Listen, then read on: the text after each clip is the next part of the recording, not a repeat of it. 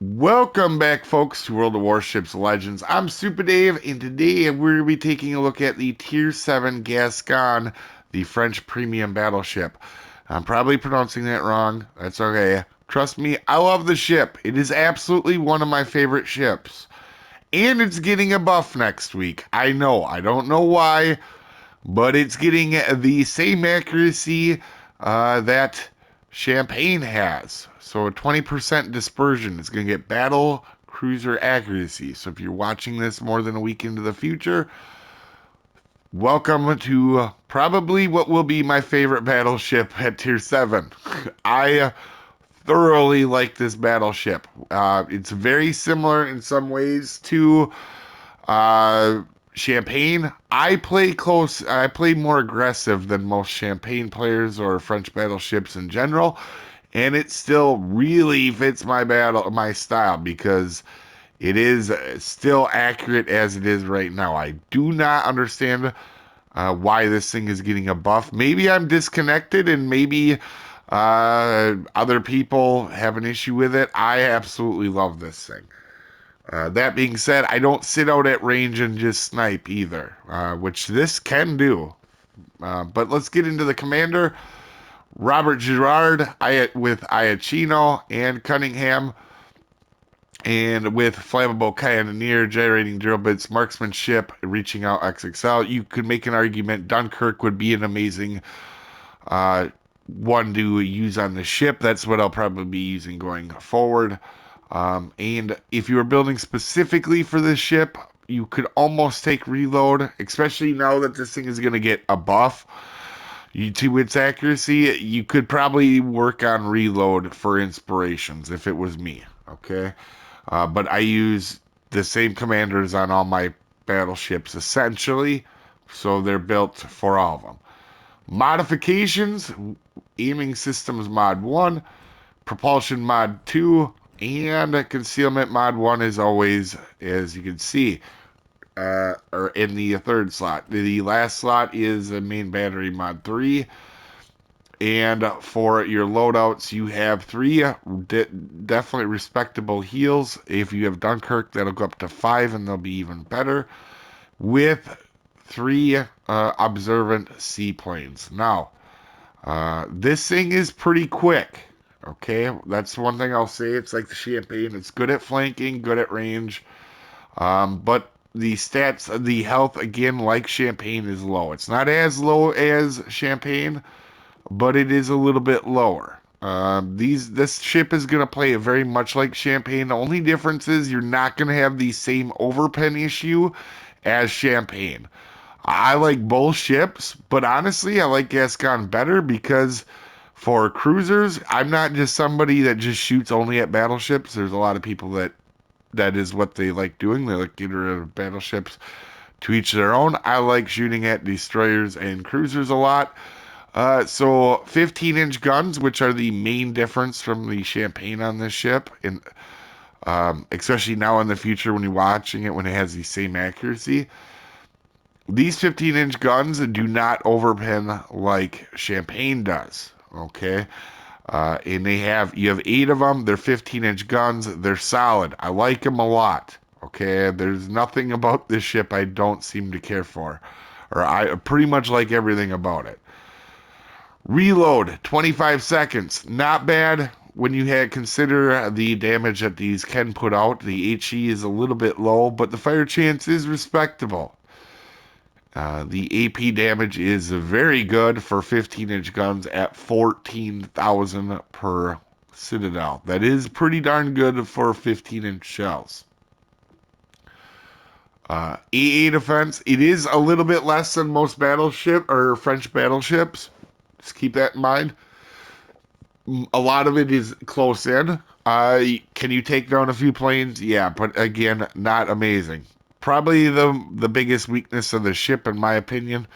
But honestly, still, it's a pretty awesome ship, in my opinion.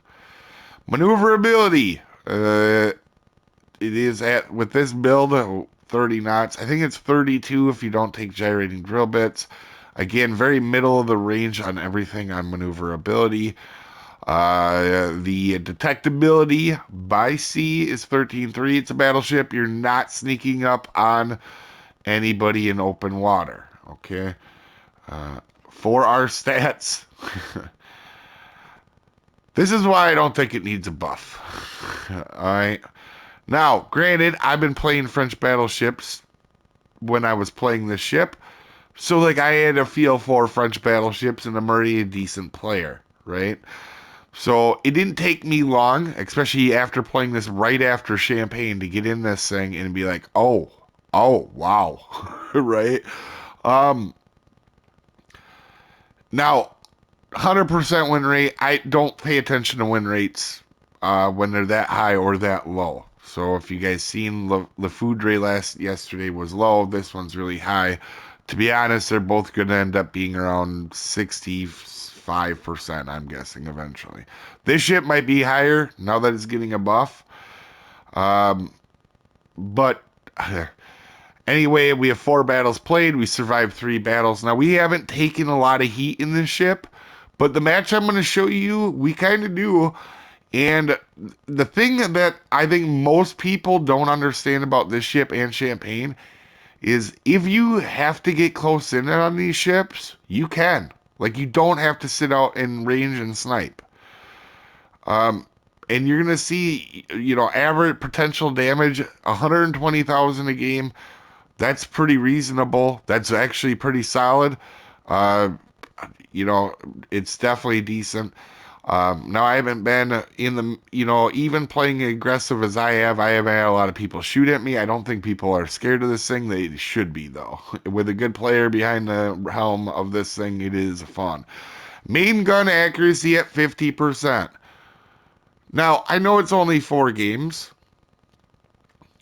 but that doesn't seem like that needs a 20% dispersion buff to me. I'm sorry. If you guys think I'm acting a little bit crazy about this, sometimes they nerf ships that don't need it and buff ships that don't need it. This is one of them times I feel like anyway.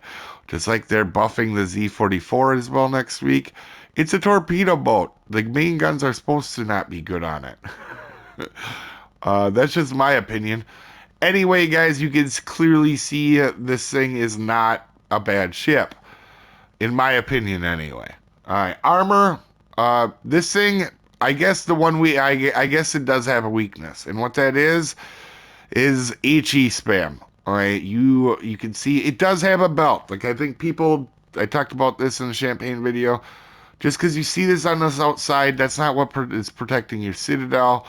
That's what's protecting your citadel. You're going to be angle, you're going to be fine. The problem with this is everywhere is 32 millimeters, meaning you're safe from everything but Musashi bow tanking, right? But HE spam at 32 everywhere, you can absolutely get wrecked by HE. Okay, so be careful with that. But outside of that, super tanky ship. HE spam, and if you got 5 heals, you'll be able to heal a lot of that back. So, in my opinion, not a bad weakness if you're using Dunkirk. Now, we can take a lot of this off, and you guys can see it has the Champagne, the Foundry uh, hull, kind of, right? So it's got a half, I call it a half turtleback. The Citadel isn't angled. And but again, up close, this turtleback can and will save you. I think this ship gets a bad rap for being squishy because it's got low health, but man, you can take beatings just like I showed in Champagne. Um, you know, with the high average potential damage I have in Champagne, this one eventually will be no different. I think it's the exact same hull as Champagne actually. And again, the Citadel, if you go broadside, yeah, it's slightly raised, you could get hit, but I'm telling you, it's a pretty small Citadel. It is not. I don't get Citadeled often. I don't think I've actually, between this and Champagne, I think I've been Citadeled once in the 2 ships total. It doesn't happen that often if you're playing smart. As we start the match, it's disclaimer time. This is a beginner's video meant to help people new to the ship or new to the game. This is not meant for professional gamers that know everything there is to know about everything in the universe. There are multiple ways to play and build this ship, and I am a above average player. Not the world's best. I make mistakes. You may see one in this match. You didn't come here for pronunciations. I'm as good as anybody at slaughtering beautiful languages all the time. With that out of the way, we are at Sea of Fortune, and we're going to spawn middle. Again, like the Champagne video. Again, we're not going to run away. We're in the middle. We're going to do our best to stay here and help our team. Especially at Sea of Fortune, you get some pretty gnarly crossfires in this middle part of the map. Now you'll see, it doesn't really play out too amazing that way in the beginning, but it doesn't matter. We are going to stay here. Now we have a 20 kilometer or 19.8 range, and we are going to be a little obnoxious to one side of the map here in a little bit. Now, I will say, does this ship excel at range? Yes. But that doesn't mean you have to play it at range. Like the Champagne, it's good at it. The difference with Champagne is, and the reason I would say you want to use the Champagne more at range than I would Gascogne, is because Champagne has 16-inch guns and they have a crazy shell velocity that makes them overpin a lot, right? So if you're at range, it has a tendency to help that a lot. This doesn't have the same shell velocity and their 15-inch guns, and you're going to see there is a significant difference when you shoot cruisers. In this thing is, whereas I would say the biggest difference between this and Champagne, because a lot of people would have, that has one of these, probably has Champagne as well. The Champagne's good at getting rid of battleships. This ship is good at getting rid of cruisers. And I'm going to showcase that. Alright, so we're going to have the Odin pop up in front of us. And we're going to try to take a look at the shot here. We're trying to see what he's doing. By the time we get here, he goes dark. So we just hold our fire, right? We're spotted. Clearly, there's probably a destroyer in the middle. And we're going to be real careful about pushing in on this guy. Now, that being said, he's going to pop himself up again, and he's going to go dark right, and I still shoot anyway. Good thing we didn't use our seaplanes, but we're going to go ahead. We're going to 3 overpins on him. Not too bad. Now, we are being a little bit careful here, and you can see our team on the A side. Just pay attention to them. Them guys are going to get real hidey. They're going to hide everybody. You're going to see our battleships hiding behind the island, the cruisers hiding behind the island, and I noticed that. Now, Odin here is out at distance. Now, keep in mind, we only have 8 shells, and we're going to start chunking Odin here pretty well. As you can see, we took a 13,000 chunk off of him right there, hitting a lot of our shells. Again, I think some people, if a ship doesn't have enough guns on it, if it doesn't have 50,000 guns on it, they think it's not accurate. This ship is accurate. In my opinion, it is one of the better ships. Now, we know that there's a destroyer here, and you're going to tell, without even looking at the thing, that hit is definitely a Japanese hit, right? We have a Hayate in here. We're bottom tier, but that ain't going to matter. And we're not getting our best look here. We're starting to get some crossfires. We're going to look at taking Prince Eugen. I'm not sure if I can clear the island. Keep in mind, I just got done playing Champagne when I got into this thing. Not an island you could really clear, okay? These have pretty good shell velocity, just not as fast as, definitely it's not as fast as Champagne. So we're going to go up. We're going to try to stop on the island because I do want to back up and get some good crossfires. We're starting to get some crossfires. And this is what happens when you stay in the middle of the map. You get these. Like, if I had $1 for every time I seen every battleship leave the center of the map, even in this ship, which if you're going to make an argument that about a ship that you would want to take out of the center, this is probably one of them. But we got the Baltimore here, and we're going to work on trying to take it out. So Prince Eugen goes down. We did a little bit damage to him. You can see we've had a very slow start to the match, right? 40,000 damage. The next 3 minutes are going to get a little interesting, guys, because there's not much for me to shoot at. My teammates on the right side have completely just bailed on it, and I decided to get aggressive like I do a lot. All right, this is the Soopa-Dave coming out of me, okay, if you're wondering. And this is a showcase. You can play this thing close in. And we're going to go ahead and move. Now, over here, I don't know it at the time. There's actually another battleship as well. And we don't want to sit there and heat 8 Hayate torps. So there's going to be 4 guys over here. 2 cruisers and 2 battleship. Kansas, Duncan, Petrol, and I can't remember. There's one guy that's going to show his face for about 2 seconds. This Petrol has no idea I have moved over here, and he's going to pay the consequences. Now, remember, we're at 6 kilometers. We should not, this should just absolutely overpen. Now, we do get a Citadel on it, and that's what I'm talking about. If we'd shot with Champagne there, we would have overpenned every shell and not done much anything. And we are going to go ahead and move up. Now, look, there is a Plymouth.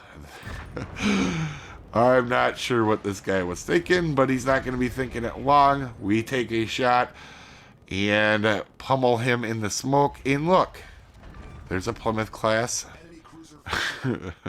submarine. Does this look like a ship that needs an accuracy buff, guys? This has been like all my matches, too. If I get in a good spot, it's going to be crazy. Now, remember, this is a Kansas. These are 15-inch guns. Little 15-inch guns, guys. We're going to shoot 1 turret at them. 1 turret. Right? We're going to go over, look at Duncan. 1 turret at that thing. We get a Citadel. I don't know what the problem is with this ship. Like, I feel like a lot of people, why this needs to be buff is beyond me. Now, this Duncan is going to do the absolute unthinkable. We have already terrified everybody over here, and it's going to continue because this Duncan's going to show himself. The Duncan is not a super survivable ship. All these little 15-inch guns can't do anything. Oh, well, there's a magic trick. There is, you saw Duncan, and now you don't. I like this ship. There's no reason not to like it, in my opinion. And we haven't even had to use all our heals, and it's not like we're not in the middle of this fight. We had run to the back of the map. We've been in the center getting crossfires this whole time. Again, we're just going to shoot a turret at them. We don't have our other turret turned around yet. And we're going to take a little bit of a shot. We're even overpinning with these 15-inch guns a little bit. I don't know if this looks like a... You can completely see we completely dominated this match in this ship.